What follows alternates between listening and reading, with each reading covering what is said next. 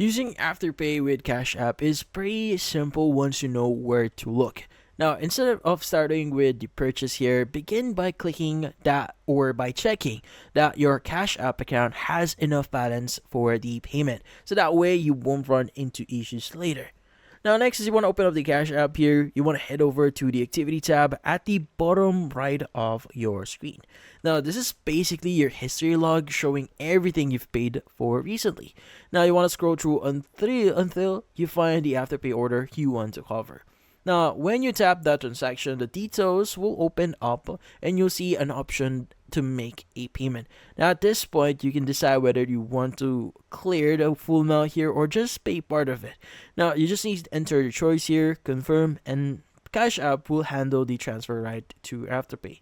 Now, once it's actually done, you'll get a confirmation inside your activity tab so you know the payment went through. And that's about it. So hopefully this video was able to help you like and subscribe to our channel. Thank you for watching.